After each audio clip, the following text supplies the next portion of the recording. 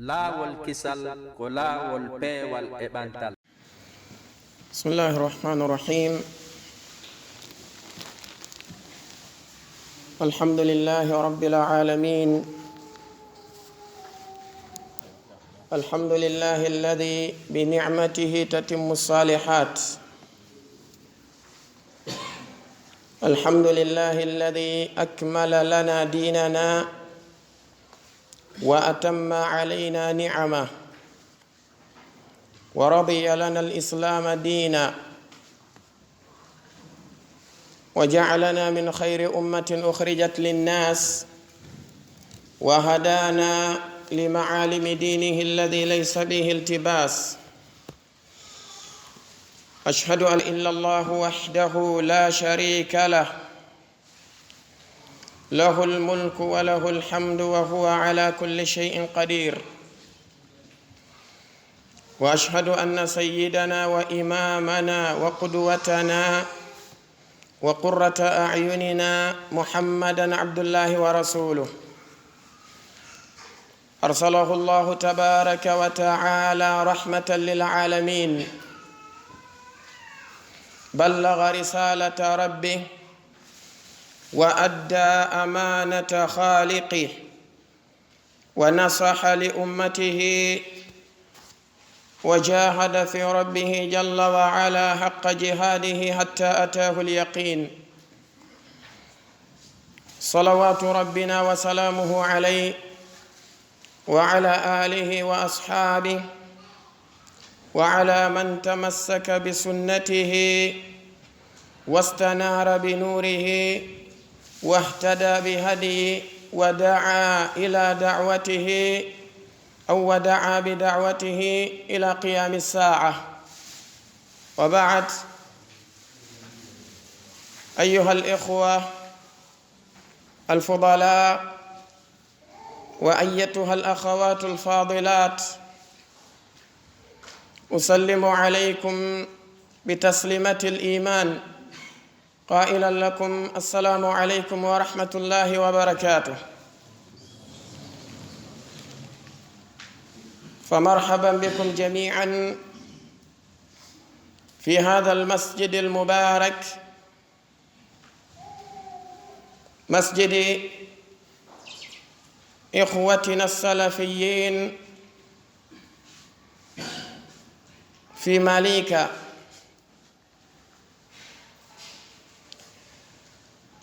لعقد هذه الدورة العلمية التي ستدور حول هذه الرسالة المباركة بعنوان 4 قواعد تدور الأحكام عليها، لشيخ الإسلام الإمام المجدد محمد بن عبد الوهاب التميمي عليه رحمة الله. فهذه رسالة قصيرة مختصرة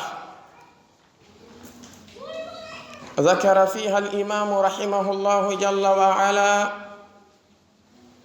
قواعد 4 التي هي أصول وأساس جميع الدين، كما وسمها الإمام عليه رحمة الله حيث قال تدور الأحكام عليها، أي تدور جميع الأحكام التي تتعلق بالدين على هذه القواعد. فالرسالة كما ذكرنا رسالة مختصرة قليلة الحروف، وكذلك هي معجمة المبنى، ولكنها غزيرة الفوائد. نسأل الله جل وعلا أن يجزي الشيخ خير جزائه ويجعل هذا العمل الصالح خالصة لوجهه ويجعله في ميزان حسنات الشيخ يوم يلقى ربه تبارك وتعالى يوم لا ينفع مال ولا بنون إلا من أتى الله بقلب سليم. فنسأله جل وعلا كذلك أن يرزقنا الإخلاص والتوفيق ويفهمنا ما في هذه الرسالة المباركة ويسر لنا العمل بما فيها، إن ربنا جل وعلا ولي ذلك والقادر عليه ومولاه. هري يتي الله سبحانه وتعالى كانكو الله عز وجل هندو يتوري نغو فدي ميري كانكو تبارك وتعالى متوتا ko kanko woni timminowo ɗiɗo moƴƴereji o timmina ɗiɗo nemaji o waɗi dendaningal moƴƴereji ɗin koɗi timmirta ko nemaji makko ɗin kanko Allahu jalla wa ala. Allahu tabaraka wa ta'ala nemindo en ko ɓuri e mawnude e nema ɗum woni tawnugol en e ɗeɗo mofte Muhammad sallallahu alayhi wa alihi wa sallam waɗa en kadi gomɗinɓe kañum ɗen ɗon mofte waɗa en kadi ñentimɓe jogiti sunna nelaɗo on sallallahu alayhi wa alihi wa sallam. eɗen toromo kanko Allahu azza wa jal yo wurtu en faaminde on ɗon sunna o tabintina en e hoore makko ha o ɗettita en. haray si ɗum feƴƴi mi seedike wonde reweteɗo e gonga ala handuno e dewal ngal foddi e maggal sina kanko Allahu azza wa jalla wahda. mi seedike wonde nelaɗo meɗen on sallallahu alayhi wa alihi wa sallam ko nelaɓe makko kanko subhanahu wa ta'ala ko jiyaɓe makko kanko Allahu azza wa jal. Allahu tabaraka wa ta'ala ɓeydu mantore makko nden e kisal makko ngal e dow maɓɓe e dow kala jiyaɗo yimɓe nder suudu maɓɓe tawa ko o gomɗinɗo e dow dendanigal sahabaɓe maɓɓe ɓen e kala artuɗo no ñentina ngolɗo laawol maɓɓe ila qiyami sa'a. ara yeeso ɗum mi salmini on ko ono yo siɓɓe tedduɓe e bandiraɓe tedduɓe goɗo salminago islam. haray ko saɗi ko tooli goto kala e moɗon e ndeɗo juulerɗe nde tawata ko juulirde ɓeɗo siɓɓe meɗen salafiyankoɓe e oɗo nokku wiyeteɗo Malika ɗum woni e nder ndeɗo saare wiyetede Dakar woni capital ndiɗo leydi wiyetendi Sénégal harasaha Allahu tabaraka wa ta'ala. haray eɗen andi wonde moɓodirande meɗen nden ɗo hande ko fi jannidirgol hakkundaji meɗen nafidiren hakkundaji meɗen e ballal Allahu tabaraka wa ta'ala e hawrindinande makko ko yiilodirata e hoore oɗo risala mo tawata ko wondo yeeso meɗen ɗo. ɗum woni risala mo tawata inde makko nden ko arba'u qawaida taduru l ahkamu alayha. ɗum woni tugale ɗe tawata ko tugale nayi ɗe tawata dendanigal ñaawoje kaaɗo diina islam ka Allahu tabaraka wa ta'ala o suɓi diina ka makko kanko Allahu tabaraka wa ta'ala o neliri ka nelaɗo on sallallahu alayhi wa alihi wa sallam faade e meɗen kanko joomi meɗen o holli wonde ko kala jogitiɗo kanɗon diina woni hisowo on kala saliɗo kanɗon diina ko halkotoɗo imma fi dunya wa imma fil akhira. ɗeɗo tugale nayi dendanigal shariyaji kaaɗo diina ka sifiɗen joni koye hoore kañum ɗeɗo tugale woni ko woni e yiilade ala hay e hunde e ñaawore yowodirde e kaaɗo diina islam siwana kayre ñaawore nden koye hoore ɗiɗo qawaiduji nayi woni ko nde mahi nde yaltata e gotel e ɗiɗo qawaiduji nayi. alay kamɓe cheikh on alayhi rahmatullah ɓe waɗi risala mukhtasara bi maana ɓe waɗi risala on ko risala raɓɓinɗinaɗo moƴƴa kono noon kañum risala on si tawi hawri en taskike mo moƴƴa en taway himo mari nafooreji yaajuɗi eno hurufaje ɗen no fanɗi konguɗi ɗin no raɓɓinɗina kono allahu tabaraka wa taala no waɗi barki e majji ma'anaji ɗi tawata ko molanaɗi no yalta e muɗum. eɗen andi noon ɗum ɗo ko jiyaɗuge min daɓɓi cheikh l islami al imam al mujaddid muhammad ibni abdilwahabi fi rasailihi. kamɓe cheikh on ko jikku maɓɓe ni e defte maɓɓe rasailuje maɓɓe nen heɗen andi ko ɓe raɓɓinɗintoɓe muɗum hattirde raɓɓinɗinagol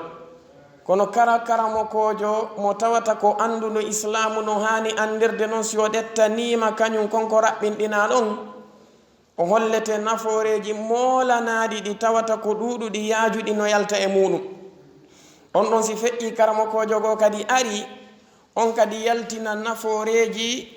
kañum ma e fahmuji e kañum risala on ko tawata o to karamokojo yaltinano. wa kadhalika si goɗɗo go kadi arti ko wana noon allahu tabaraka wa taala no waɗi barke e rasailuji maɓɓe ɗin moƴƴa. aray en torki allahu tabaraka wa taala yo kanko allahu jalla wa ala o waɗan cheikh on ɗeɗo golle o yoɓiraɓe ɗum joddi ndi tawata ko ɓurdi moƴƴude ndin e joddi ka makko o waɗanaɓe ɗum ka mandakke maɓɓe moƴƴo. eɗen toromo kanko allahu azza wa jal kanko tabaraka wa taala mo tawata ko kanko wawi jogiti yo o arsiku en faamugol kañum oɗo risala o newinana en kadi gollitirgol konko woni e makko. kanko allahu o arsika en laɓɓinalngol mo e dendanigal fiyakuji meɗen ɗin o hawrindina en kadi e sunna nelaɗo on sallllahu alayhi wa alihi wa sallam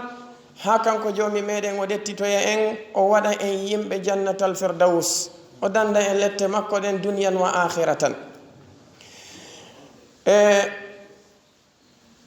qala almuallifu rahimahullah bismillahi arrahmani arrahim قال الشيخ محمد رحمه الله هذه 4 قواعد الدين التي تدور الأحكام عليها وهي من أعظم ما أنعم الله تعالى به على محمد صلى الله عليه وسلم وأمته حيث جعل دينهم دينا كاملا وافيا أكمل وأكثر علما من جميع الأديان ومع ذلك جمعه لهم سبحانه وتعالى في ألفاظ قليلة وهذا مما ينبغي التفطن له قبل معرفة القواعد الأربع وهو أن تعلم قول النبي صلى الله عليه وآله وسلم لما ذكر لنا ما خصه الله به على الرسل يريد منا أن نعرف نعمة الله ونشكرها. قال لما ذكر الخصائص وأعطيت جوامع الكلم. قال إمام الحجاز محمد بن شهاب الزهري معناه أن الله يجمع له المعاني الكثيرة في ألفاظ قليلة.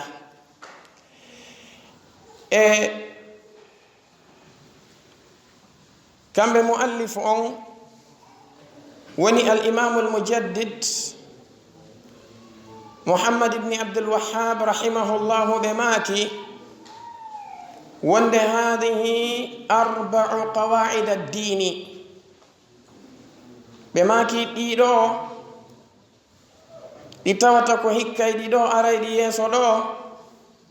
4 قواعد الدين بماكي دينكو كاندي وني تغال دين كني سإنما قواعد عندك جمع قاعدة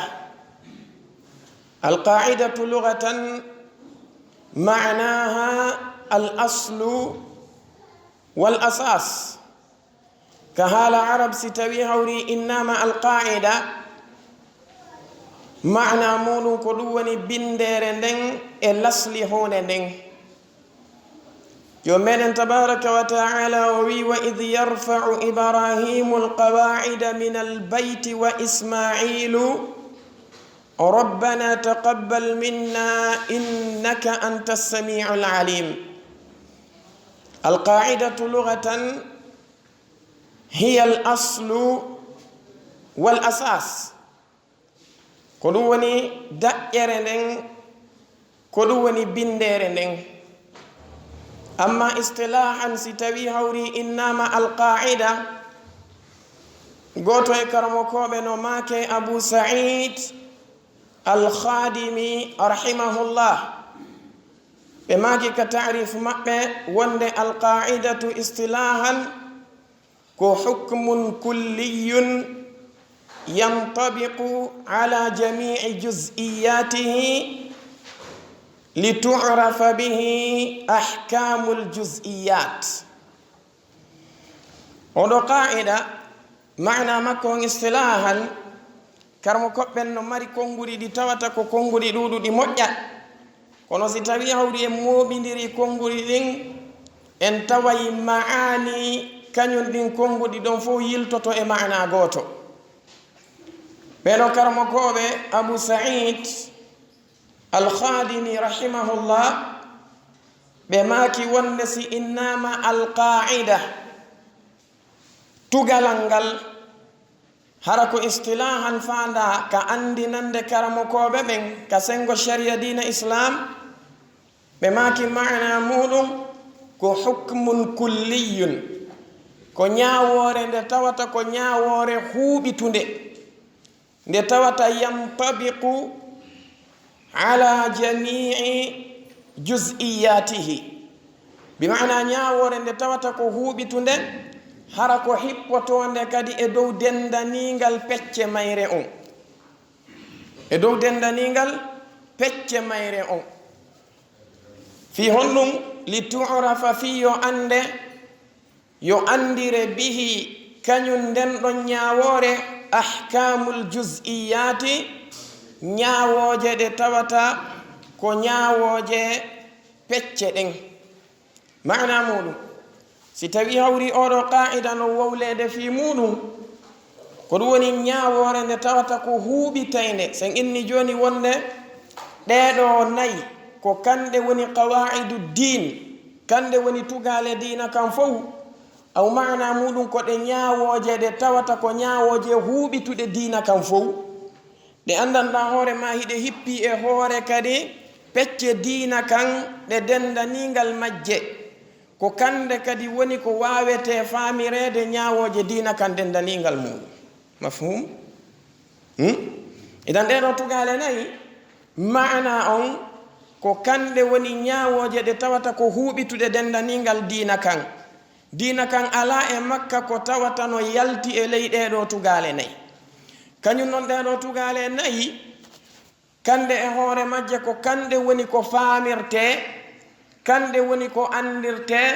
dendanigal pecce diina kan fof. foti kaka sengo tawhid, foti kaka sengo tafsir, foti kaka sengo hadith, foti kaka sengo fiqh, kala ka yaara e fiyakuji diina kan ɗeɗo tugale nayi diina kan fof koye hoore ɗeɗo woni ko mahi. si tawi neɗɗo on o faamay kadi diina kan, o faama ñaawoje diina kan, ko be kanko neɗɗanke on o faama ɗeɗo tugale nayi. faamige ko ɗum woni maana alqaida istilahan ko hukmun kulliyun yantabiqu ala jami'i juz'iyatihi litu'rafa bihi ahkamul juz'iyat. ko ɗum woni maana. jonnon kamɓe cheikh o rahimahullahu ɓe maaki hadihi arba'u qawaid ad-din. ɓe maaki ɗeɗo ko kande woni tugale diina kan nayi, bi maana diina kan fof koye hoore ɗeɗo tugale nayi woni ko mahi. ala ko tawata ko jiya ɗum e diina islamu kan tawa no yalti e leyɗe ɗo tugale nayi ɓe maki allati ɗen tugale ɗe tawata taduru l ahkamu alayha ɗe tawata ñawoje diina kan fop ko yiiloto koye hoore majje kanɗe tugale ɗen wa hiya ɓe maki ɗen tugale min a'dami ko jiyade e ko ɓuri e mawnude ma an'ama allahu ta'ala bihi ala muhammadin sallallahu alayhi wa sallama wa ummati maana muɗum ɗeɗo tugale si tawi hawri nemaji ɗi allahu tabaraka wa ta'ala neminiri ɗin nelaɗo alayhi salatu wassalamu e mofte maɓɓe ɗen no linteɗen ɗeɗo tugale nayi ko jiyade e ko ɓuri e mawnude e ɗin nemaji ɗum ɗi allahu azza wa jalla neminiri nelaɗo alayhi salatu wassalam o neminiri ɗum kadi ɗeɗo mofte nelaɗo on sallllahu alayhi wa alihi wa sallam e yeyi sabu on joni ko fi honɗum ɗeɗo de lima ɗe konta ɗe je'ina e ko ɓuri e mawnude kon e nemaji ko allah azza wa jalla neminiri nelaɗo meɗen on alayhi salatu wassalam e ene mofte maɓɓe ɗen kamɓe cheikh on ɓe maaki ay ɓe addande en taalil on ko fi honɗum ɓe makani wonde ɗeɗo tugale nayi ko tugale ɗe tawata ko jiyade e ko ɓuri e mawnude e konko tawata allah azza wa jalla o neminiri ɗum nelaɗo alayhi salatu wassalam e mofte maɓɓe ɗe ɓe maaki haythu jaala dinahum nokku ka tawata kanko allahu tabaraka wa ta'ala o waɗi diina maɓɓe kan woni kaɗo diina meɗen al islam diinan kamilan wafiya allah azza wa jalla waɗi kaɗo diina diinan kamilan ko diina ka tawata ko timmuka wafiyan ka tawata ko yottika kadi ɗum woni shamilan dinul islami dinun kamilun shamil maana kamil la yahtaju ila ziyadatin wala ila naqsin maana shamil fahuwa dinun yashmalu jamia ma yataallaqu bihayati l insani ko dina ka tawata hikka mofti dendanigal ko tawata ko yowodirɗum e gurdam oɗo ɓiɗɗo adam idan si innama dina kan ko dinun kamil maana muɗum on ko dina ka hato jina e ɓeydari ka hato jina e ɗoytari hay e hunde si innama dina kan ko dina yottika ka tawata ko moftuka ko ɗum woni maana on ala kañum dina kan ko ka acci e fiyakuji dina meɗen kan si wona ka ɓanginani en ko honɗum woni ñawore ko yowodiri e ɗum ɗo ko imma hunde nde wona ko waɗɗinde walla hunde nde wona ko yiɗande walla hunde nde wona ko harmude walla hunde nde wona ko añande walla hunde nde wona ko daguide fiyakuji gurdam meɗen ɗan fof eɗen mari ñawore yaltede hakkude ɗiɗo joyi ala idan kaɗo dina ka ɓanginani en ɗum ɗon dendanigal mum allahu tabaraka wa taala kanko tigi o wi en wonde alyawma ya'isa alladhina kafaru min dinikum fala takhshawhum wakhshawni alyawma akmaltu lakum dinakum wa atmamtu alaykum ni'mati wa raditu lakum alislama dina الله عز وجل بين لنا في هذه الآية الكريمة المباركة الواضحة أنه جل وعلا تولى لنا إكمال هذا الدين إذن فديننا هذا لا يحتاج إلى زيادة ولا يحتاج إلى نقصان نكتفي بما أكمل ربنا جل وعلا كانكو جومين تبارك وتعالى وبنجنني أورو آية بركنارو aya mo tawata ko laaɓuɗo pos henti kanko joomi men o holli e wonde ko kanko tigi fawtani en timmingol kaɗo dina timmingol kaɗo dina ikmalu hadha ddin ni'matun azimatun min ni'amillahi jalla wa ala muhammadin sallallahu alayhi wa sallam wa ummati ndare moƴƴa se ndaari wona umar ibn al-khattab radiyallahu anhu ñande gore neɗɗo goto jiyaɗo e karamo koɓe yahud o arno o tawi ɓe kamɓe umar ibn al-khattab radiyallahu anhu o wi wonde ayatun fi kitabillahi nazalat law alayna nahnu ma'shara al-yahudi nazalat lattakhadna yawma nuzuliha ida o wi aya goto no tippi ka deftere allah azza wa jal si tawi hawri kañum on aya koye hoore amen menen ma'shara al-yahudi o wisi koye hoore maɓɓe kamɓe al yahudan koɓɓen on ɗon aya tippino ɓe jogitoto no ñande on aya tippi juldere iidi umar ibn al-khattab radiyallahu anhu ɓe landimo ko aya on bo o faandi o wi ka allahu wi ɗon alyawma akmaltu lakum dinakum wa atmamtu alaykum nicmati wa raditu lakum alislama dina ka allahu wi ɗon hande mi timminani on dina moɗon kan mi timmini nema on e hoore mum mi suɓanike on mi welanama on islamu dina kamɓe umar abdulkhattabi radiallahu anhu ɓe fewtimo kanko oɗo alyahudankejo ɓe maaki min miɗo andi ko e nokku hombo woni ko o aya tippi miɗo andi ko e ñalande honde woni ko o aya tippi miɗo andi ko e sa'a hombo woni ko o aya tippi tawi allah tabaraka wa taala o suɓanike en aya mo tawata ko ɓurɗo mawnude e nema ko o nemini e hoore meɗen o suɓi tippingol on ɗon aya kadi e ñallal ngal tawata ko jiyangal e ñalɗi ɗi kanko allahu azza wa jalla o mawnini ɗi kanko allahu tabaraka wa taala o teddini o suɓi kadi nokku mo tawata ko jiyaɗo e nokkeli ɗi o mawnini o teddini o suɓi kadi waktu mo tawata ko waktu mo kanko allahu tabaraka wa taala o teddini o mawnini ndaare allahu azza wa jalla tippini oɗo aya ñande tawata ko ñande arafa kanelano alayhi salatu wassalamu hajjuno oɗo hajju maɓɓe woni hajjatul wada fewdoɓe wonno e ndeɗo nokkure wiyetende arafat ko ɗon allahu tabaraka wa taala tippini oɗo aya eɗen gandi arafat nelano alayhi salatu wassalam ɓe maki kala neɗɗo hajjuɗo si tawi o hewtali arafa haray o hajjali ɓe maki alhajju arafa hajju tigi tigijo on tigi fi yo timmu ko arafa ɗum watte balkarmo koɓe go maki wonde ko addi ha nokkure nde wiya arafat woɓɓe maɓɓe maki ko allah azza wa jalla tippinno adama alayhi salatu wassalam o tippini yumma meɗen hawwa alayhi salam o tippini iblisu alayhi lana o ittiɓe ka asama uji wonde ɓeɗo baɓe meɗen adama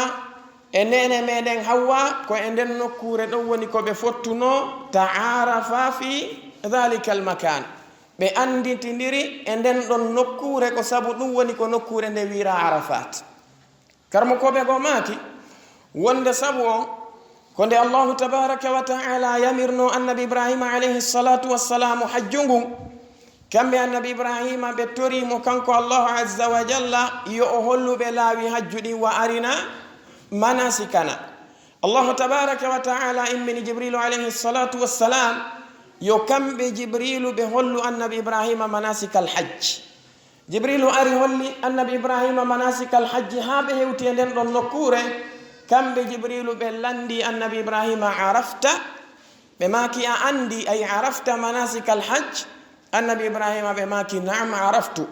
karmo koɓe go maki wonde ko sabu ɗum nokkure nde wira arafat ala kulli hal kanko allahu tabaraka wa taala o suɓi nden nokkure teddude ɗon o suɓi kadi ñallal ngal tawata ko ñallal ngal andanɗen hoore meɗen hino mawni so yii ɗum ko wonno koye ñalande juma eɗen andi ñalɗi yontere nden fof allahu azza wa jalla ko ngal ɗon ñallal o ɓuri teddinde kanko joomi men o suɓi kadi waktu mo tawata ko ɓurɗo mawnude on e waktuji ñalande juma ɗen ɗum woni ɓaawo alansara ɓe andi nelano alayhi salatu wassalamu ɓe maaki wonde neɗɗo mo tawata ko jebbilaniɗo allahu azza wa jal o darota ko ñalande juma o toro allahu tabaraka wa taala e sa'a goojiyaɗo e sa'aji ñalande nden siwana allahu subhanahu wa taala o kaymo konko o toriɗo karmo koɓe ɓurɓe ɗuɗude ɓen ɓe yaari wonde ko fanda ɗon ko gila ka alansara on salmina ɗon yo futuro on naatu idan allahu azza wa jalla o suɓike aya tedduɗo o suɓi kanko tabaraka wa taala tippingol on aya e dow neɗɗo mo tawata ko ɓurɗo teddude wonni lano alayhi salatu wassalam o suɓi nokkure nde tawata ko nokkure jeyade e nokkeli ɓurɗi teddude ɗi woni arafa o suɓi ñallal ngal tawata ko ñallal ɓurgal teddude walla jeyangal e ɓurɗi teddude ɗin woni yawmu arafa hawrodiri e yawmul jumua o suɓi kadi waktu mo tawata ko ɓurɗo e teddude e waktuji ñalande juma nden fof ɗum woni si tawi hawri walla waktu jeyaɗo e ɓurɗi teddude e waktuji ñalande juma nde ɗum woni si tawi alansara juulama ɗo yo futuro on aru idan si tawi en taskike ɗum ɗo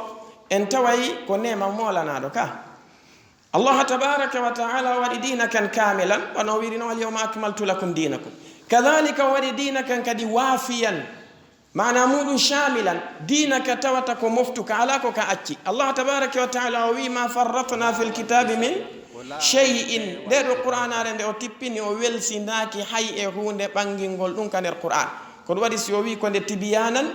likulli shay Abdullah ibn Mas'ud be maki kullu shay'in wa kullu ilmin fil qur'an be maki kala hunde e kala gandal ko tawata jiyabe Allah tabaraka wa taala ben hibe hato njini e mudum jomi meden no wadi dum kaner qur'an kanko Allah tabaraka wa taala idan haythu ja'ala dinahum nokuka kanko Allah tabaraka wa taala wadi don dina mabbe kan woni kano dina meden islamu dinan dina kamilan timmuka wafiyan ka tawata ko hubitu ka mofti o wadi ka kanko tabaraka wa taala akmala ko kanka buri timmude wa akthara kanka buri dudude ilman gandal min jami'il adyan edi dinaji luttudi din didenda ningal majji si tawi hawri en dari kado dina islam kanelano alayhi salatu wassalamu benelira gandal ko Allah tabaraka wa taala wadi kon e der kado dina dum no buri gande ko waduno e dinaji yawtude din didenda ningal majji sayde mudum dare en hebata dina hay e wota ka tawata ka walli fanama defte wana dina nelano alayhi salatu wassalam walli firana non defte no anda aslan kambe bedo nelabe kambe bedo annababe dinaji mabbe din ka sengo usulu din dinuhum ko dinun wahid amma ka sengo furu'ud din don dina mabbe kay yakhtalifu min dinin ila dinin bimaana yakhtalifu min nabiyyin ila nabiyyin si tawi hawri kaka caldi don lutondira iwde annabajo ya annabajo kono usuluji dina mabbe kanko gotum yo menen tabaraka wa taala no bangini dum ka qur'an Allah tabaraka wa taala o wiya ayyuha ar-rusulu kulu min at-tayyibati wa'malu salihan inni bima ta'maluna basir kanko Allah azza wa jalla wa hatalido o wi wa inna hadhihi ummatukum ummatan wahidatan wa ana rabbukum fattaqun Allah azza wa jalla o wi be do nelabe ko ono yo nelabe yan nyaame ko laabi ko dagi ko ndeyta o nyaamo ko harmi e hore dum golle kadi ko mojji ko ndey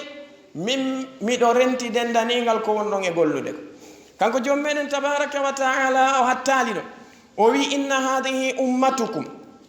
kanko Allah o wi inna hadhihi ummatukum al muradu bil ummati huna ko al millah ko faandano ko lawol ngol dina kan ay inna hadhihi millatukum millatan wahidatan ngol do lawol ko lawol modon golni onon annababe ambe ngenelabe ambe fo ko lawol gotol o wi wa ana rabbukum ko min tun kadi woni jomi modon fattaquni hulelam min jomi idan Allah azza wa jalla bayyana fi hadhihi al-aya anna usula adyan jami'il anbiya'i usulan la takhtalif wonde daqe dinaji annababe ben bedendanigal mabbe ala lutondirde ko goto ko wari Allah azza wa jalla wa laqad arsalna nuhan ila qaumihi faqala ya qaumi ibudullaha ma lakum min ilahin ghayr wa ila adin akhahum huda qala ya qaumi ibudullaha ma lakum min ilahin ghayr wa ila thamud akhahum salihah qala ya qaumi ibudullaha ma lakum min ilahin ghayr wa ila madyan akhahum shu'ayban قال يا قوم اعبدوا الله ما لكم من إله غيره إذ قال إبراهيم لأبيه آزر أتتخذ أصناما آلهة إني أراك وقومك في ضلال مبين إذ قال لأبيه وقومه ما هذه التماثيل التي أنتم لها عاكفون قالوا وجدنا آباءنا لها عابدين قال بل ربكم رب السماء قالوا وجدنا آباءنا لها عابدين قال لقد كنتم أنتم وآباؤكم في ضلال مبين قالوا أجئتنا بالحق أم أنت من اللاعبين قال بل ربكم رب السماوات الذي فطرهن يعني رب السماوات والأرض الذي فطرهن وأنا على ذلكم من الشاهدين كم بأن النبي إبراهيم عليه الصلاة والسلام قلوا بجوجتنا هكذا جميع الأنبياء النبي عيسى عليه الصلاة والسلام قال لبني إسرائيل يا بني إسرائيل اعبدوا الله ربي وربكم ko onon yo bani israila rewe joomi am mo tawata ko kanko woni joomi moɗon innahu man yushrik billahi faqad harrama allahu alayhi aljannata wa ma'wahu annar wa ma lidhalimina min ansar حتى قال تبارك وتعالى ولقد بعثنا في كل أمة رسولا أن يعبدوا الله واجتنبوا الطاغوت. إذن أصول أديان جميع الأنبياء والمرسلين كأصول لا تختلف. دينا جماعة بدي فبكو بنودي كون يهوري منك أصلي كغوتو دواني التوحيد وتندين الله عز وجل. أما ما يتعلق بالفروع يوم من تبارك وتعالى ولكل جعلنا منكم شرعة ومنهاجا وي أنون النباب بني أنون مفتد من ودني مفت كلا النباج كلا لاول كانوا ما شريعة نوري ويرتمي دونك سنغو شريعة جدين كتشالديه بسرتي نجوم من تبارك وتعالى موير وكنون شرعي نرانتب كانكو الله تبارك وتعالى أوديرني الحال مأبيو بماكي ومع ذلك وندو دي إدنو jama'ahu lahum ay wondude tawde kaado diina ko kanka woni diina ka andanda hore ma ko burka kan timmude burka kan duudude gandal edi diinaji din fop andi ka yaaji ka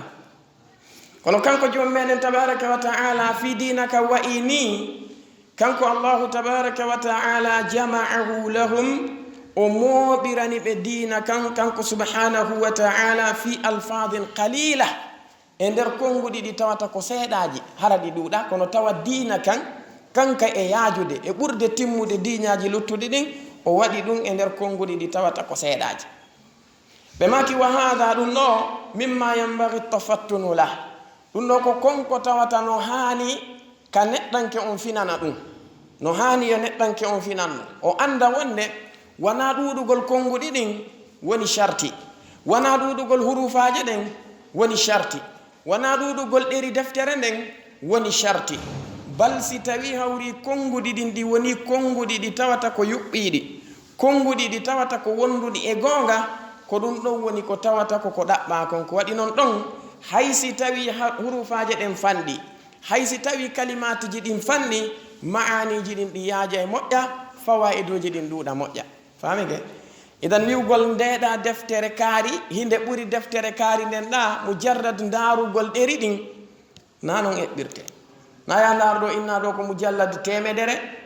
ɗa ko mujallad ɗiɗi mujallad temedere on no ɓuri mujallad ɗiɗi o rubama mujallad ɗiɗi on ɓura mujallad wulure nden si tawi mujallad wulure nden kala ko woni toon ko batil kala ko woni to yukhalifu lkitab wa sunna bi fahmi salaf tawi mujallad goto on ma mujallad ɗiɗi on kañum ko woni ton kon fof ko qur'anun wa sunnatun wa fahmu salafin ara ko non ɓuri mujallad goto on ka idan neɗɗo on na yo hodi tor ɗuɗugol ɗeri ɗin allah tabaraka wa ta'ala o waɗi diina men kanka ɓuri yaajude kono o mooɓi ɗum e nder ɗeri ɗi tawata ko ɗeri ɗi ɗuuɗa moƴƴa o mooɓi ɗum kanko subhanahu wa ta'ala e nder konngudi ɗi tawata wana ɗuuɗuɗi ko fanɗude ɓe maki ɗum ɗo koko tawatano hanani neɗɗanke on finangol ɗum ɗo qabla marifati alqawaid al arba ko atti kanko neɗɗanke on o andude ɗeɗo tugale nayi ko waɗi si tawi hawri en inni wonde diina kam fof koye hoore ɗeɗo tugale nayi woni ko mahi ala ñawore diina ko tawata koye diina islamu kanko yalti e ley ɗeɗo tugale nayi neɗɗon si tawi haqqille ɗen sella o famali koko jantiɗen ɗo pare jono en hey dari golle wahhabiyankoɓe ɓe ɗetta diina kanka fof ko nelaɗo on nelira nder duuɓi nogay e tati hiɓe yettinde ɗum ɓe waɗana en ɗum e nder bindi ɗi tawata ɗi timmina hayɗerol ɓe inna wonde ko fowni mi anda siwami ko ɗum ɗo cheikh on faala en waɗande tan mbi ɓe addana en noon joni ko hollata wonde charti on na ɗuɗugol konnguɗi ɗi ɓe maki ɗum ɗo ko ɓe anden ɗum يسلم بماك وهو أن تعلم قول النبي صلى الله عليه وسلم لما ذكر لنا ما خصه الله به على الرسل دون كده كونde wawata andirde bi maana ɗum ko wawata gasirde konde andata konngol nelaɗo on sallllahu alayhi wa sallam konngol maɓɓe ngol tawata ko sanga nde ɓe jantanino en ɗiɗo ɗi tawata ko ɗi allahu tabaraka wa ta'ala hertinani ɓe o okki ɓe o ɓurniri ɓe e dow nelaɓe luttuɓe ɓen ɓe dendanigal maɓɓe tawi yuridu ay annabiyu sallllahu alayhi wa sallam minna ay nahnu l umma an narifa nicmata allahi wa nashkuraha tawi koɓe faandi kamɓe nelaano alayhi salatu wassalam kamma kangol en ɗen ɓurede allah azza wa jalla ɓurni ɓe e dow nelaaɓe annabaɓe yawtuɓe ɓen ko fiyen andu konko tawata ko nemaji allahu tabaraka wa taala jarniren mo ɗin ko wan noon allah tabaraka wa taala kala ɓural ngal o waɗani nelaano alayhi salatu wassalam e kala moƴƴere nde o waɗani nelaano alayhi salatu wassalam la shakka ɗum ɗon ko ni'matul lana ka ɗum ko nema wonande en enen moftede ko waɗi noon no jeeya e kanko allahu tabaraka wa taala ko waɗiri en khayra ummatin ukhrijat linnas an ba'atha ilayna khayra al anbiya'i wa afdal al mursalina tawde o mini e meɗen ɓurɗo moƴƴude e annabaɓe ɓen ɓurɗo teddude e nelaɓe ɓen ɓe fof ma ko annon o ɗettata kanko allahu tabaraka wa taala ɓurɗo moƴƴude e annabaɓe ɓen ɓurɗo teddude e nelaɓe ɓen o nela e mofteɗe tawata no woodi moftego teddude ɓuri ɗen ɗon ndaare madama arsala ilayna afdala rusulihi kanko tabaraka wa taala ikhtara lana afdala kutubihi thumma ja'alana khayra ummatin ukhrijat linnas madama o neli e meɗen o suɓanike en nelaɗo ɓurɗo teddude o ɗetti kadi deftere ɓurde teddude nde woni qur'ana o tippini e meɗen o waɗi en noon hande kadi mofteɗe tawata ko ɓurɗe moƴƴude e moftali ɗi wono o wiri noon wa kadhalika ja'alnakum ummatan wasatan litakunu shuhada'a ala nnasi wa yakuna arrasulu alaykum shahidan idan ɗum ɗo ko fiyen andu ɗin nemaji allahu tabaraka wa taala jarniren mo ɗin kanko subhanahu wa taala ay qala lamma dakara alkhasa'is kamɓe nelaɗo alayhi salatu wassalam ɓe maki fewɗo ɓe janti ɗeɗo hertinale ɗe allahu azza wa jalla hertini ɓe e dow annabaɓe ɓen e nelaɓe ɓen ɓe maki wa utitu jawami alkalim oɗo ko hadith mo tawata ko wonɗo ka sahihayni min hadithi abi hurairata radiallahu anhu elano alayhi salatu wassalam ɓe maki fuddiltu ala al anbiyai bi 5 wa fi riwayatin bi 6 ɓe maki min allahu tabaraka wa taala ɓurnirilan e dow annabaɓe ɓen fof piiji 5 riwaya go piiji 6 wonon annabaɓe ɓen ɓe fof maɓɓe laysu ala martabatin wahida wa laysu ala darajatin wahida ɓe fof wona e martaba goto ɓe woni wona e darja goto ɓe allah tabaraka wa taala o wi walaqad faddalna bada annabiyina ala badin o wi menen men ɓurni yoga e annabaɓe ɓen e dow yoga o wi tilka rusulu faddalna badahum ala badin ɓeɗo nelaɓe men ɓurni woɓɓe e maɓɓe e dow woɓɓe ɓe fof ɓe fotata ko wannon wa rabbuka yahluqu ma yasha'u wa yahtar jomi maɗa tabaraka wa taala hemo taga kala ko muuyi tagude e nder ɗum ɗon o suuɓo o ɓeeɗa ɓurna e dow ɓeeɗa o suuɓo ndeɗa hunde o ɓurna e dow ndeɗa hunde hakkada ɗum ɗo ko jeyaɗuge min sunani al ilahi al haqqi fi makhluqatihi ko jeyaɗuge sunnaji makko kanko allahu tabaraka wa taala ɓe maki wa utitu mi okkama jawami al kalim ɓe maki min allahu tabaraka wa taala okkilan konko tawata ko moɓuɗum konguɗi ɗin kon ɗoni mana mum allahu tabaraka wa taala no okkinmi ko okkali annabajo e nelaɗo hay e goto ɗum woni okkugolla yomi wowlu konngol ngol tawata ko konngol gotol kono tawa hingol moɓidiri konguɗi ɗuuɗuɗi nder ton okkugolla yomi yewtu yewtere nde tawata ko raɓɓiɗu nde tawa nde yewtere ɗon hinde mooɓi ko mawni nder ton elaɗo alayhi salatu wassalam no maka ɗo hadise goto pet tawa on hadith ko hadise mo tawata karamokoɓe ɓen sharhaymo ɓe yaltina naforeji hewɗi e muɗum ɓen noon feƴƴa woɓɓe goo kadi yara ɓe yaltina ton ko ɓeeɗa yaltinali hara ko hadith goto pet oɗo waɗi cheikh abdourazaq ibne abdulmuhsin al abbad hafidahum allah ɓe maki wonde wona nelaɗo alayhi salatu wassalam ka ɓe tawno pay ko wiyete kunkun umayr mo marno colum no inne nughayr kamɓe nelaɗo alayhi salatu wassalam mbaɓe andi colum kunku yeebike hande kadi o wonda e makkum ɓe ari ɓe tawi mo ɓe maki ya umayr ma faala nughayr ɓe maki umayr ko hon ɗum colum makum ko honno fiyake makku woniri honto ko yaari tawi ɓe fijira e mo woni kamɓe cheikh abdourazaq ɓe maki wonde karamokoɓe ɓe ngol ɗo konngol gotol ngol jantiɗen ɗo karamo koɓe ɓe yaltini e nder maggol naforeji ɗi tawata ko naforeji alal aqalli ɗi temedere ko ɓuri e fanɗude kon naforeji temedere e nder ngol ɗo konngol ko ɓe makani paye kunkun ene colum makun ko honno gerdi kamɓe nelaɗo alayhi salatu wassalam ɓe okkama ɗum idan si tawi hawriya innama dina kam fof ko woni e yiilade koye ɗiɗo qawaiduji nayi aray no woodi ka yedda si tawi haqqille ɗen no selli a taskike ɗum ɗo a jangi a faami ta yala ka yedda ɓe maki qala imamu lhijaz maki noon oɗo mo tawata ko kanko wonno almami ndiɗo leydi maɗum نعم ديدو ليدي حجاز ولي محمد بن الشهاب الزهري عليه رحمة الله بماكي كشره قل أوضو ما كنلان عليه الصلاة والسلام وأعطيت جوامع الكلم بماكي معناه أن الله يجمع له المعاني الكثيرة في ألفاظ قليلة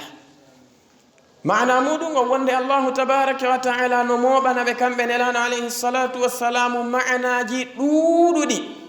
naforeji heewɗi gande yaajude kono tawa koye nder konnguɗi seeɗaji ni tare ɗo ma ya umair ma faala nughayr si tawi hawri ma'anaji e naforeji temedere yalti e ɗum ɗo ɗum no fande fanɗa ka o gasa enen rewe men on hadis innen a ɗum ɗo modi ko jeeya ɗum tun e ko nelaɗo on fijirirta pay koye alayhi salatu wassalamu feƴƴen amma karamo koɓe ɓen kamɓe si tawi hawriɓe naati madama allah azza wa jalla no okki ɓe gande yaajude kanko subhanahu wa taala mo faamini ɓe dina kan ɓe yiyay naforeji molanaɗi nder to asayi ɗen andi kala ko nelaɗo on maaki ka dina alayhi salatu wassalamu ko wahyun min indillahi ka wahyun min indillah wama yantiqu ani lhawa in huwa illa wahyun yuha allamahu shadidu lquwa kamɓe nelaɗo alayhi salatu wassalamu ko non woniri alhaali maɓɓe o jono kamɓe cheikh on ɓawo ɓe waɗande en oɗo almuqaddima ɗo ihtisaran ko ɓe faandi en waɗirande oɗo muqaddima yani ko daɗɗugol goo famina en taw wonde ɗeɗo mofte nelaɗo alayhi salatu wassalam allahu tabaraka wa taala no nemini ɓe kamɓe e nelaɗo maɓɓe on nemaji ɗi tawata ko ɓurɗi mawnude ko o neminno moftali yawtuɗi ɗin e annabaji annabaɓe kañum ɗen mofte ɗo go ɗimmitel muɗum ngel ɓe ɓanginana e wonde kaɗo dina meɗen ko kanka ɓuri timmude edi dinaji annabaɓe e nelaɓe yawtuɓe ɓen fo tati ɓe famina en wonde kaɗo dina meɗen gandal ko allahu tabaraka wa taala waɗi kon e nder makka no ɓuri ɗuɗude no ɓuri timmude gande ko o waɗuno e dinaji yawtuɗi ɗin fof nayi ɓe famina en wonde kaɗo dina meɗen ko dina ka tawata ko dina timmuka moftuka maana muɗum kanka ka ɗuytaki hay e hunde ka accali kadi hay e hunde siwanaka ɓanginiɗum ɓe ɓanginana en jowabun ɗum wonde allahu tabaraka wa taala no waɗani nelaɗo alayhi salatu wassalamu ko mawni ɗum woni honɗum bi mana ɓe maaka konngol ngol tawata ko marugol hurufaji seeɗaji kono tawa kanko jalla wa ala himo waɗi barki e kañum konngol ngol e on maako ɗon tawa manaji heewɗi yaltay e kañum ngol ɗon konngol idan haray ihtisaran muqaddima on ko ɗum ɗo woni ko kamɓe cheikh on alayhi rahmatullah ɓe daɗɗani en e makko ɓe maaki kamɓe cheikh on alayhi rahmatullah alqaidatu lula tahrimu lqawli ala allahi bila ilmin liqawlihi taala qul innama harrama rabbiya alfawahisha ila qawlihi wa an taqulu ala allahi ma la ta'lamun ɓe maaki wonde alqaidatu lula tugalal aranangal e ɗeɗo tugale nayi ɗe tawata ko moftude dendanigal ñawoje kaɗo dina islam ɓe maaki ɗum ko tahrimul qawli ala allahi bila ilmin ko harmingol wowlugol e dow allahu tabaraka wa taala ko halda e gandal harmingol wowlugol e dow allahu tabaraka wa taala ko halda e gandal لقوله تعالى سبو كونغل الله تولون ويقول ما كان بيكو أي محمد عليه الصلاة والسلام إنما حرم ربي أن دي جومي أنكو حرميني الفواحش كوديدو دي توتا كو بيجي نيدو دي دين الفواحش كوديدو بكتو دي توتا fitra neɗɗo on ko o tagida e muɗum kon fitra makko on no ñiddina kañum ɗin bakkatuji ɗon fitra makko mo allah tabaraka wa taala muuli mo e muɗum ndin muulendi ɗon no kanina kañum ɗin bakkatuji ɗon ko ɗin innete alfawahish waɗi jom meɗen tabaraka wa taala o wi wala taqrabu zina innahu kana fahishatan wa maqtan wa sa'a sabila kanko allah tabaraka wa taala o wi wonde wata on ɓatto ko wiyete zina ko waɗi noon ɗum ko hunde nde tawata ko hunde ñiddude ko hunde nde tawata ko hunde kanude ko ɗum waɗi hay fewndo ɓeeɗo heferaɓe aɗo nelaɗo alayhi salatu wassalamu nelede fi zamani l jahiliya kamɓe ɓeeɗo heferaɓe yimɓe ɓe tawata ko marnoɓe muru aɓen fi kala hariɓe e shirkuji kamɓe no woduno e maɓɓe ɓemɓe tawata ɓe memata ko wiyete zina par ce que hiɓe andi no ñiddi hiɓe andi no kaani tawale ko ɓe heferaɓe wonno fewndo on tuma ɓe rewiday allah azza wa jalla e goɗɗum ngo ayi qul innama harrama rabbiya alfawahisha ma dahara minha wa ma batan wal ithma wal bagya bigayri alhaqi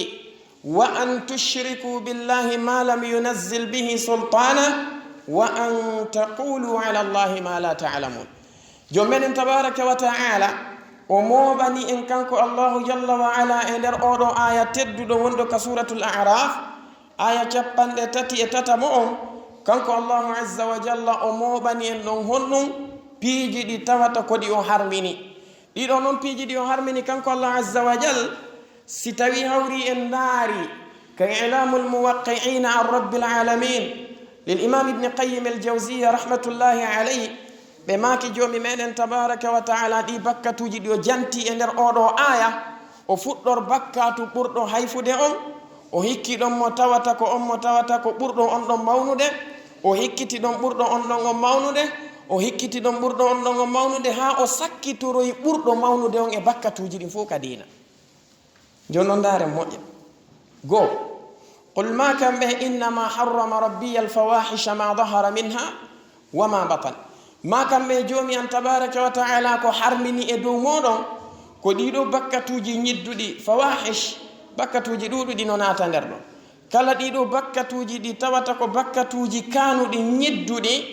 ɗi andanɗa hoorema fitra neɗɗanke on e jibilli makko on no sali ɗum ɗon no kanini ɗum ɗon ko ɗi wiyete alfawahish joni noon ma dahara minha ko feeñi e majji kon ko tawata ko yeeso yimɓe ɓe woni ko watta ɗum ɗon wama batan e konko suuɗi ko tawata ɗum ɗon hiɗa wirni gite yimɓe ɓen kanko allahu mo harmini fuu ɗimmunɗum wal isma e waɗugol ko wiyete bakkatu e gandi ɓe wi wonde ko wiyete kon al ism nelaɗo alayhi salatu wassalamu ɓe makono ko ma haka fi sadrika wa karihta an yattalia alayhi nnas ka ɓe maki ko on bakkatu mo tawata si a falama mo wadde ɓernde maɗa nden kayre tigi e hoore mayre nde memminoto si tawi ɗa mari gomɗinal seeɗa ɓernde maɗa nde memminoto tawa waɗugol ɗum ɗon no mettanma fi sagu ma kadi nayo yimɓe ɓe yiw hiɗa wadde ko ɗum waɗi si a waɗa ya suuɗotoɓe ko ɗum wiyete al ism kanko allahu o harmini ɗum ɗon kadi o iwi e ɓurɗo hayfude on o hari e ɓurɗo on ɗon mawnude o watti ɗum wal bagya bi gayri al haq kañumma e bewugol tooña yimɓe ɓen ko halda e goonga cheikh usamin ɓe maaki wi'ugol makko ɗon wal bagya bi gayri l haqqi hollali dey wonde ko wiyete kon al bagyu bil haqqi no woodi ɓe maaki maana on ko ɓanginalngol en hakke ko tawata bagyu no boni kon kanko tabaraka wa taala o takki ɗon bi gayri l haqqi ko wannon al bagyu la yakunu bi haqqin innama yakunu bi gayri l haqq wal bagya bi gayri l haqqi e bewgol e hoore yimɓe ɓen e tooñugol ɓe tawa pellet a ala gonga e konko waɗɗa e maɓɓe ɗo kanko allahu tabaraka wa taala o eggi ɗon kadi o ari e bakkatu ɓurɗo on ɗon mawnude o wi wa an tushriku billahi ma lam yunazzil bihi sultana o wi ende shirkanton Allahu tabaraka wa ta'ala ko tawata o tippinanali ɗum dalil no wodi shirku mo Allahu tippinani dalil la ɗo kadi ko ɓanginangol e wonde shirku on kanko Allahu azza wa jalla ma anzala bihi sultanan o tippinanali ɗum ko wiyete kon dalil hay e hunde wa an tushriku billahi ma lam yunazzil bihi sultan enen ko famunoɗen si innama shirk ma buye men ko faami si innama shirku awa haray ala ko ɓuri ɗon ka kanko tabaraka wa ta'ala o wi wa an taqulu ala allahi ma la ta'lamun e nde daroto ɗon wowlon fewtinon e makko kanko Allahu tabaraka wa ta'ala ko ganda ɗum woni wowlugol e makko kanko subhanahu wa ta'ala wowla e dina makko kanko halda e gandal ɗum ɗo karmo koɓɓe ɓe maaki ko jiyaɗum e mina shirki lakinnahu min akbari shirki ko jiyaɗum e ko wiyete kon shirku kono so tawi shirkuji ɗin no jantede ko kañum watte dow ko waɗi noon ko kafidugol e Allahu tabaraka wa ta'ala ka shar'ingol ɓe gandi wiwgol no dagi ma no harmi ko on mo jeyi ɗum Allah azza wa jalla wahdaka joni noon si tawi an ari a joɗɗini hoorema a darki an kadi a wi no dagi no harmi tawina Allahu wi'i ɗum wananelano alayhi salatu wassalamu maki ɗum haray a ɗetti hoorema a kafidi e makko kanko subhanahu wa ta'ala albala molana ɗum jom meɗen tabaraka wa ta'ala waɗi ɗum ɗo ko kañum ɓuri mawnude e ɗiɗo shirkuji kanko Allahu tabaraka wa ta'ala emo ɓanginani en wondema ko wiyete alqawlu ala allahi bila ilmin ɗum ko jiya ɗum e min wasawisi shaytan Allahu tabaraka wa ta'ala o wi ya ayuha nnasu kulu mimma fi l ardi halalan tayyiba wala tattabi'u khutuwati shaytani innahu lakum aduwwun mubin innama ya'murukum bis-su'i wal fahsha'i wa an taqulu ala allahi ma la ta'lamun idan daragol wowla e dow Allahu tabaraka wa ta'ala bila ilmin ɗum ko jiyaɗum e min awamiri shaytan ko jiyaɗum e yamiraɗi iblisu alayhi lana kadhalika ko jiyaɗum e min sifati l yahudi wan nasara ko jiyaɗum e min sifati l yahudi wan nasara kanko tabaraka wa ta'ala o wi wa inna minhum la fariqan yalwuna alsinatahum bilkitabi no e maɓɓe kamɓe alyahudu e annasara yimɓe ɓe tawata ko wonɓe wurtude ɗenɗe muɗum ɗen ɓe naɓa ka defte makko kanko tabaraka wa ta'ala kamɓe yahud ka tawrat kamɓe nasara ka linjil si tawi ɓe naɓi ɗenɗe maɓɓe ɗon ha ɗon gasi ɓe wowli ko ɓe wowli kon wa yaquluna huwa min indillahi wa ma huwa min indillah wa yaquluna ala allahi ma la ya'lamun ɓe daro ɓe na ɗum ɗo ko immorde ka Allah tawana immorde ka Allah mana muɗum ɓe daro ɓe naada piiji ka tawrata ɓe naada piiji ka injila ɓe enna ko Allahu wi ɗum jomi mi wi hara na kanko le wi ɗum ma ɓe itta piiji ɗi tawata ko wonɗi nder ton ɓe yaltinaɗi ɓe inna ɗum ɗo na immorde ka Allah tawa ko immorde ka Allah Allahu wi wa yaquluna ala allahi ma la ya'lamun hiɓe wowlude ɓe baka e makko kanko subhanahu wa ta'ala ko andanɗa hoore maɗa ɗum ɗon wana e gandal ɓe mahi few idan alqawlu ala allahi bila ilmin ko min awamiri shaytan thaniyan ko min sifati lyahudi wannasara imam ibne qayyim aljawziya alayhi rahmatullah ka ilamu lmuwaqi'in an rabbil alamin e andi nden ɗon deftere ko ɓe imminiri nde ko windi nde fo mu jallad nayi ko fiiɓe yimɓe ɓe tawata ko darotoɓe wowla ka diina tawa gandal ala ko fiiɓen ɓe windani nden deftere ɗon mu jallad nayi fi yoɓe accu yoɓe jogito ɗenɗe maɓɓe ɗen konko ɓe jokki ɗon na ko fanɗi non kamɓe imam ibne qayyim ɓaɓe jantike oɗo aya ton ɓe maki wonde wa hadha ya'ummu alqawla alayhi subhanahu walla jami'a alqawli alayhi subhanahu bila ilmin fi asma'ihi wa sifatihi wa af'alihi wa fi dinihi wa shar'ihi kamɓe imam ibne qayyim aljawziya ɓe maki ko jomi me wiɗo ko wa an taqulu ala allahi ma la ta'lamun ɓe maki ɗum ɗo no mofti kala konngol ngol neɗɗo wowlata e makko kanko subhanahu wa ta'ala ko halda e gandal foti non kaka inde makko neɗɗo no wowla inde Allahu tabaraka wa ta'ala nden bi ghayri ilm ɗum no wonira honno tabintinangol mo inde nde o tabintinanali hoore makko nelaɗo makko on tabintinanali mo alayhi salatu wassalam walla riwangol mo inde nde kanko Allahu o tabintinani hoore makko mande nelaɗo alayhi salatu wassalam tabintinani Allah azza wa jalla lahu asma kanko Allahu tabaraka wa ta'ala o wi walillahi al-asma'ul husna fad'uhu biha ka wadharu alladhina yulhiduna fi asma'ihi o yamiri en inde makko den de o inni hoore makko den e de nelaɗo alayhi salatu wassalam inni mo den yen noddirmo den idan athbata li nafsihi asma wa athbata lahu rasuluhu sallallahu alayhi wa sallam asma falwajibu alayna أن نثبت له ما أثبت لنفسه وأثبت له رسوله صلى الله عليه وسلم هذا هو الواجب علينا بلا زيادة ولا نقصان إذن لأنه إن ستوي نحن أري أوكي الله تبارك وتعالى إن دقود الله إنه رمكو أولو قال على الله جل وعلا بغير علم ستوي وني الله تبارك وتعالى إن دي الله سبحانه وتعالى إني هورمك ولا نلادون إني مو أولو كدي قال على الله بغير علم فهمان وكذلك في صفاته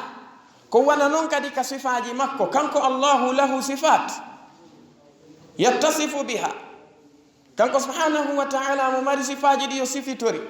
له صفات ذاتية وهي التي تتعلق بذاته جل وعلا اتصف بها جل وعلا وهي صفات أزلية ممارس صفات دي تواتا كصفات ذاتية يوندر دي ذات مكون وصفة تريدين دون كصفات دي تواتا علاقة دي فدي علاقة دي هاتي كصفة العلم ونصفة أندغل وصفة السمع صفة نانوغل وصفة الوجه صفة يسو وصفة اليدين إذا فوق صفات ذاتية لأنها تتعلق بذاته جل وعلا وهي أزلية وله كذلك صفات فعلية وهي الصفات التي تتعلق بمشيئته جل وعلا إذا شاء فعلها وإذا شاء لم يفعلها هذه تسمى صفات فعلية مماري صفات دي تاتا دينن كو غولي يانكوجي كانكو الله تبارك وتعالى دينن نو يوندير يمو يانغو ماكو كو سيو موي o wada di sio mu yale o wattadi sifa honno ka sifati al-ghadab sifati kugol wa sifati ar-ridha kanyum ma sifa weltagol wa sifat an-nuzul ila as-sama'i ad-dunya hina yabqa thuluth al-layli al-akhir tipagol makko haka asama aduna do si tawi jemma o yehi halutti tatabal jemma sakkitoranga dido ko sifaji di tawata ko sifaji yowondirdi e muuyango makko ngon ko si tawi o muuyi o waɗadi si o muuyali o wattaɗi si o muuyi o waɗayɗi si o muuyi o wat si o muuyi kadi accugol ɗi o acceɗi hara o waɗali mo mari ko wiyete sifatun walla sifat dhatiya wa fi'liya ma'an tawaɗin ɗon ko dhatiya wa fi'liya ma'an mathalan sifatul kalam min haysu al asli fa sifatu dhatiya wa min haysu al ahad fa sifatu فعليا صفة وولغونغول كأصلي أواتا عند الله تبارك وتعالى كويسا إكاري جو أفدي وولد كأولا كويسا إكاري جو أصفتوري وولغول لا صفة علاقة فدي كوني نون أواتا ويود كاري كانكو الله تبارك وتعالى أودي يتا كوي وولغول تون أجوكي كدوادي من حيث الآحاد كصفة فعلية كسيوموي أو وولا سيومويالي واتشان yana simami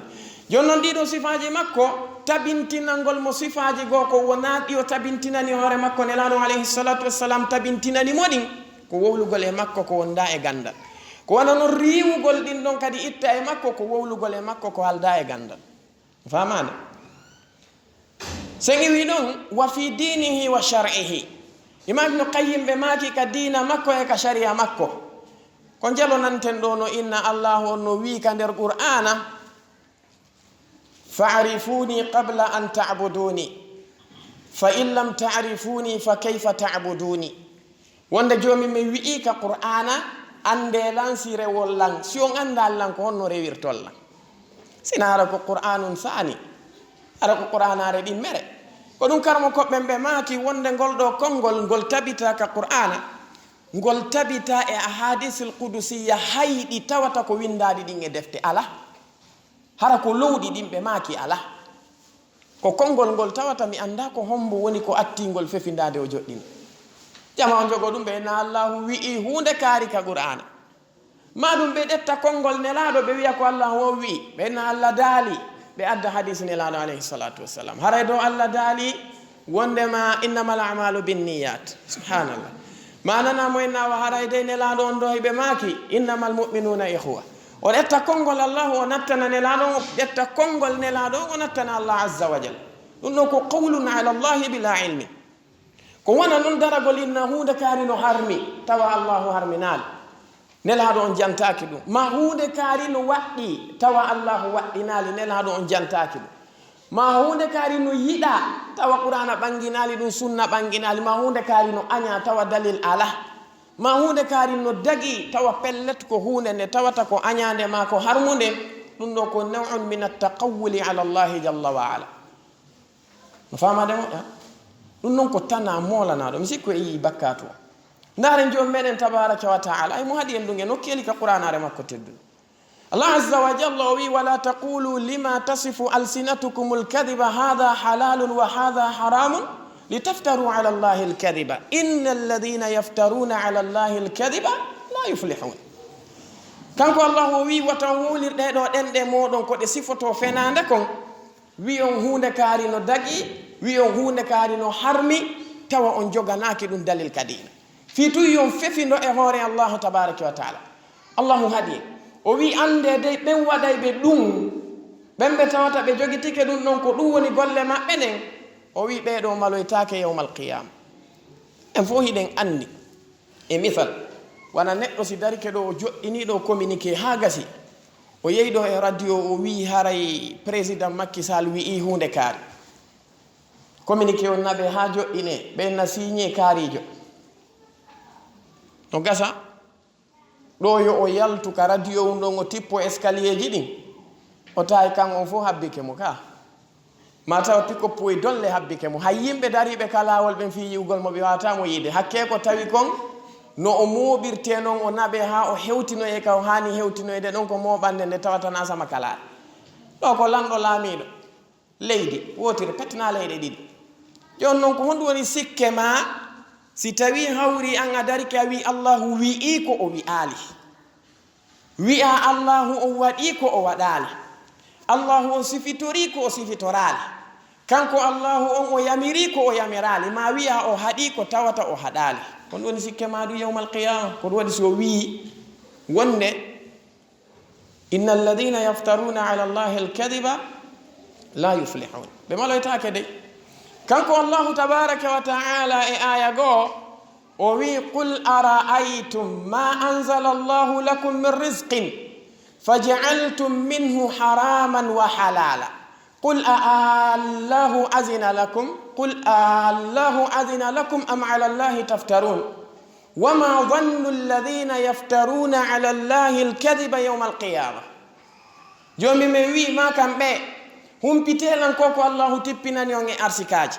dari ɗon senduɗon ɗi tawi ko onon sendani ɗi hoore mum wi ɗon ɗum ɗano harmi ɗum ɗano dagi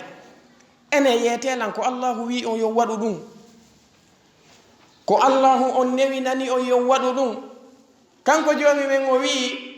wonde ko honɗum woni sikke ɓe yimɓe ɓe tawata ko yimɓe wonɓe fende e makko kanko allahu ñalande dargal ko honɗum ɓen sikki si ɓe aroyi ɓe tawimo ta ɓe feni e hoore makko kanko taguɗo ɓe on ko honɗum ɓe mari sikke amuron o fanda kanko tabaraka wa taala o wi faman adlamu mimman iftara ala allahi kadiban liyudilla annasa bigayri ilmin o wi ala neɗɗo toñuɗo ha ɓuri on fefindiɗo fenade o takki e allahu tabaraka wa taala fi o majji yimɓe ɓen ko halda e gandal o wi ala toñuɗo ɓuri oɗo ɗum no fande on fanda ka joni ndaren nelaɗo meɗen on sallllahu alayhi wa sallam ɓeɗo tawde ko wahi woni tippade e dow maɓɓe joomi meɗen o kambannoɓe si ɓe yawti wahyu on ɓe heɓi golle si ɓe watti harfu goto mo allahu azza wa jalla addali e maɓɓe ara ɓe heɓi tana allahu tabaraka wa taala o wi wonde wa in kadu la yaftinunaka ani alladi awhayna ilayka litaftariya alayna gayrah wa idan lattakhaduka khalila ولولا أن ثبتناك لقد كدت تركن إليهم شيئا قليلا إذن ماذا لأذقناك ضعف الحياة وضعف الممات ثم لا تجد لك علينا نصيرا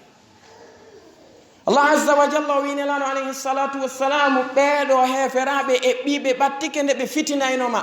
كرمكو بغوي وندكو بأرنو يورو بجهة بنو ثقيف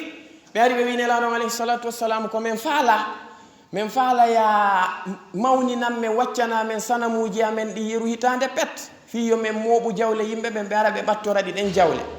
si tawi a waɗani men ɗum ɗon leydi amen nin kadi kamen woni ɗon harminirandi wano harminirɗa noon makka e madina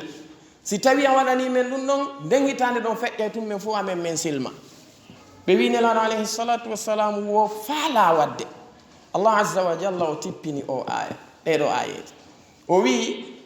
wonde wa in kadu la yaftinunaka ani alladi awhayna ilayka litaftariya alayna gayra ɓe ɓattinoke seeɗani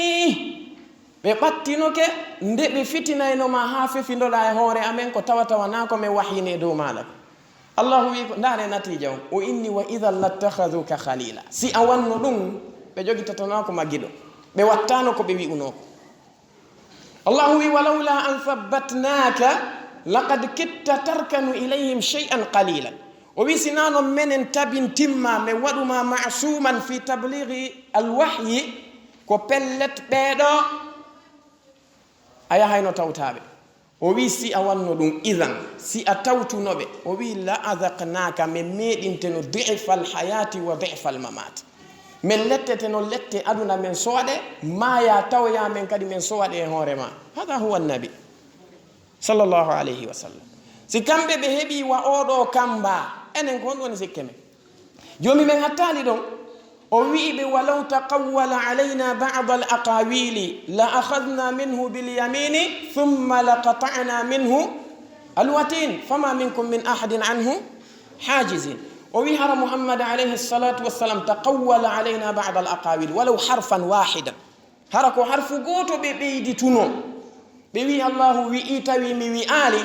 allahu wi men ɗeɗɗaynomo min nanga mo dande nden min ɗeɗɗa ha min taƴa korondol makko ngol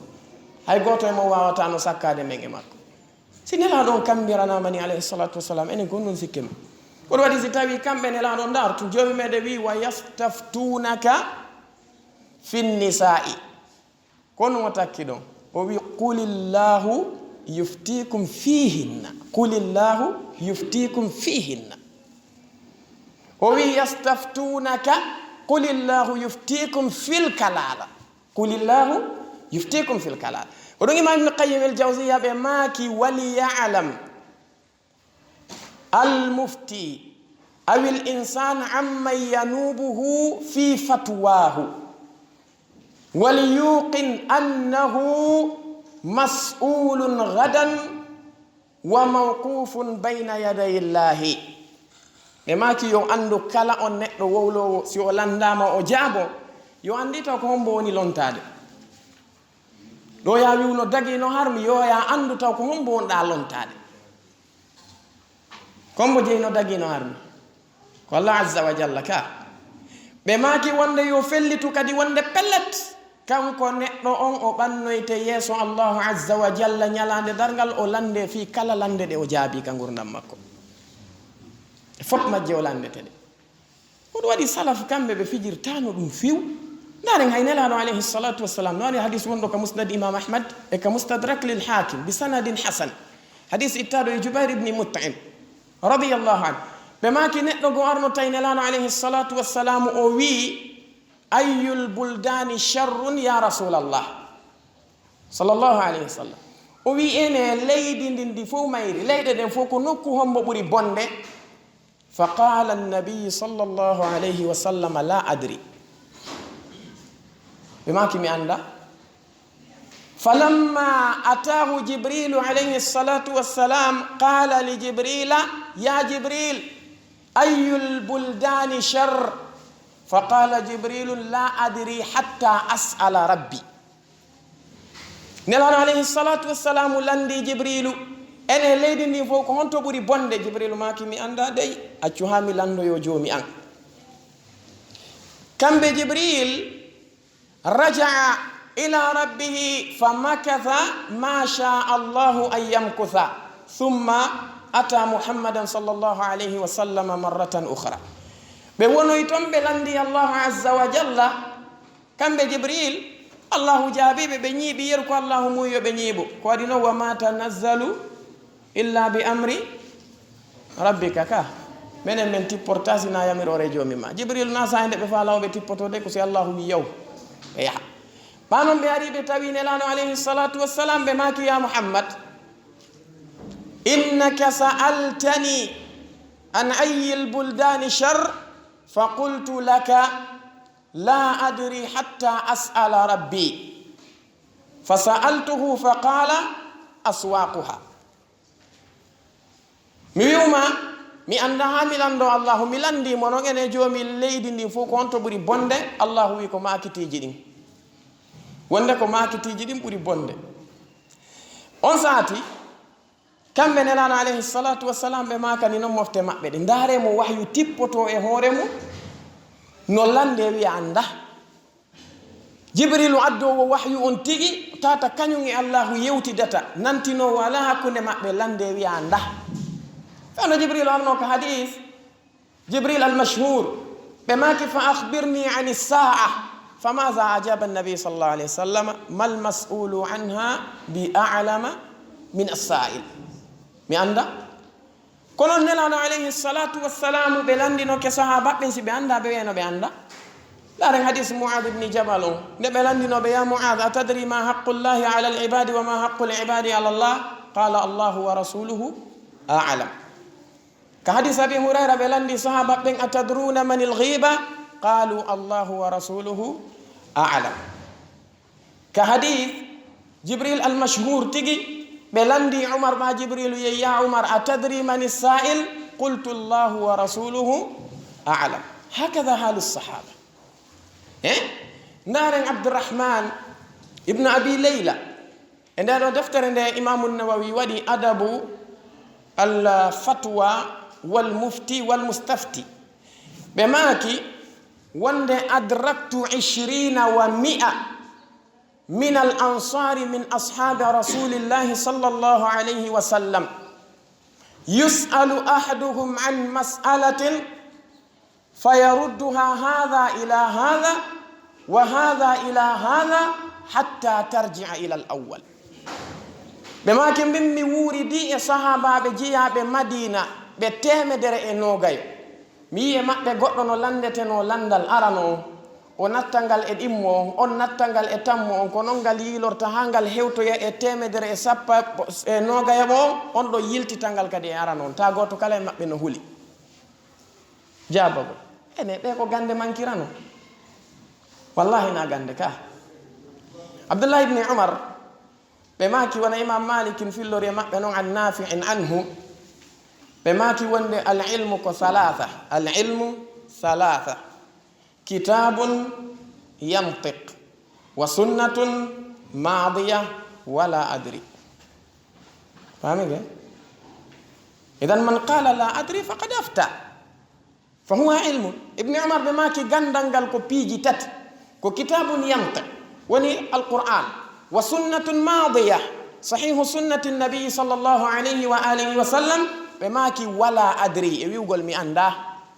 ممكن يكون غندل روادي ستوي إمام مالك بماكي لا أدري نصف علم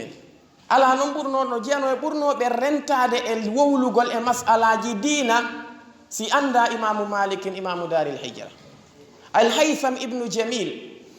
بماكي وند شهدت أن مالكا سئل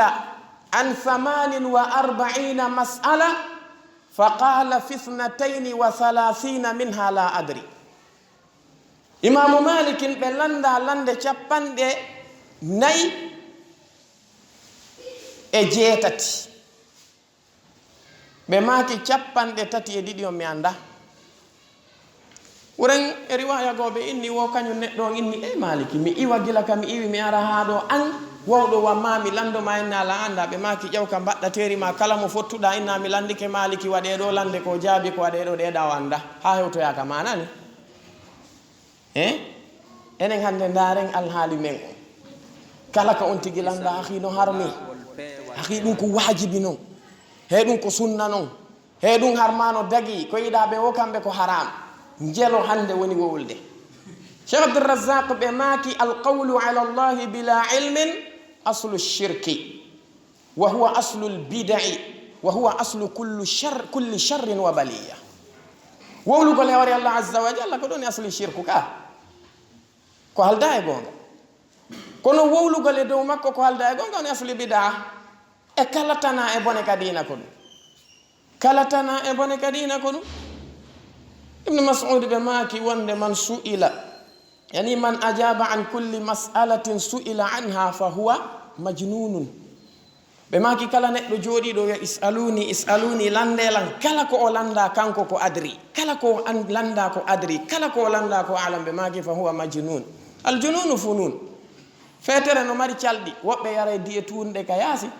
woɓɓe no jogii kaaƴe no fiɗa fotta e woɓɓe tawa no naɓira juuɗɗen to naɓira koyɗen to no yenna woɓɓe kadi no jooɗi ka julle hiɓe ɓannana micro ji defte no sera ɗon hiɓe teddina kono ko feetuɓe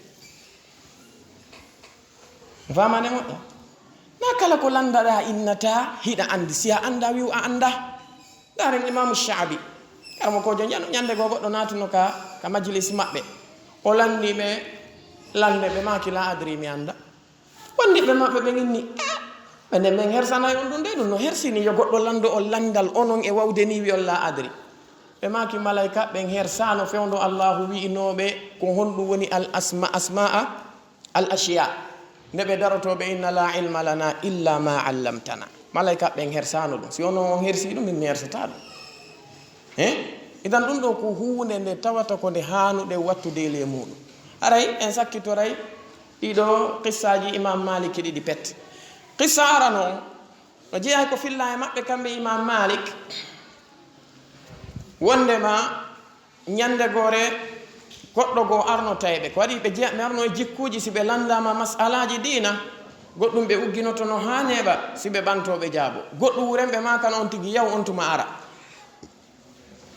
o sati ɓe waɗi ɗum ñande gore tun goɗɗo goo yimɓe imam malik mi wattili tuma kala nde men landi o ma no ɗuuɗi ko men landoto on lande uggino ɗon ha neɓa si jaabo ɗon ɓe ma ɗum wuren maka noon men yahe on tuma aroyo imam malik ɓe wulli ɓaɓe gayni wullude ɓe makani mo honɗum ɓe maki man arada an yujiba an mas'alatin su'ila anha falyarid nafsahu ala aljannati wannari in asaba fa huwa fi ljanna fa huwa fi nnar ɓe maki kala landaɗo masala hiɗa fa la jabade ɗettu wonki maki taw weeɓita e hoore aljanna on e yiite ngen si a hawriti bi idnillahi fel janna si a woopi sina jombi men faabima fi nnar no holɓini ga holɓinaki wallahi no holɓini qissa maɓɓe mo sakkitorten on kamɓe imamu on rahimahullah ɓe wi wonde ñande ɓe waalino fewno ɓe waali ka hoore daɗɗudi maɓɓe ala firashi mawtihi tawi ɓe habbi mayde kamɓe imamum ɓe wulli moƴƴa wonɓe takko maɓɓe ɓe landi ene maliki ko honɗum wullata imam maliki ɓe maki wallahi ko mapininmi ko fiiɗin masalaji ɗi mi jaabi tawi ko ijtihadun min indi woni ko mi waɗi mi mahaki e hoore nassu selluɗo mo tawata ko o sari ɓe maki wonde ko ɗum ɗon woni ko mapininmi si tawi mi aroyi ka allahu tabaraka wa taala o landoyke lan fiiɗum ko ɗum ɗon woni ko aninimi idan watte yili moƴƴa e sengo wowlugol fefindo e hoore allah ko a anda kon kadi na a anda kono noon kadi nayo ɗum ɗo hulɓine ha tawa ko anduɗa kon kadi a wowlata par ce que kitmanul ilmi kadi ko shay'un adim suuɗugol gandal ko tana allah wi inna alladina yaktumuna ma anzalna min albayinati walhuda min badi ma bayyannahu linnasi fi lkitabi ulaika yal'anuhum allahu wa yal'anuhum allainun illa alladina tabu wa aslahu wa bayyanu fa ulaika atubu alayhim wa ana at-tawwabur rahim. O kambani ɓeeɗo suuɗay ɓe gande ko kanko Allah o tippini kon. O wi kala waɗɗo ɗum Allah on no jokki no huɗudemo, huɗayɓe ɓen fof kadi no huɗudemo ha ñande o tuubi o laɓɓini o ɓangini ko suuɗuno ko. Idan ɗum ko watteteɗo yili nelaɗo maki alayhi salatu wassalam wonde man su'ila an ilmin fakatamahu uljima bilijamin min narin. Ɓe maki kala landaɗo gandal ka aduna ɗo tawi mo andi o sali jabade o suuɗi, so waroy ñalande dargal o waɗanoyte lagamban immorde ka yiite. ɓe gandi ko ente lagamban ko mbo andi kono inte lagamban tarif nam faddal eywa khayr. ɓoggi watteɗi ɗin ka geece pucci ɗin ka hoore andi pucci wa taaɓi waɗi ɓoggi buy ka hoore, goɗɗi no feƴƴi ka yeeso, goɗɗi no feƴƴi ka ɓaawo noppi, ko ɗum innete lijam lagamban. neɗɗo landama masala dina mo andi o suuɗi o wowlali, aray ko ɗum woni ko o marana ko o waktoyte ñalande ɗargal. aray en daroto ɗo ha fawtoɗen seeɗa on sati juulen arten bi idnillahi tabaraka wa taala. والله تعالى أعلم. وصلى الله وسلم على نبينا محمد وعلى آله وأصحابه أجمعين.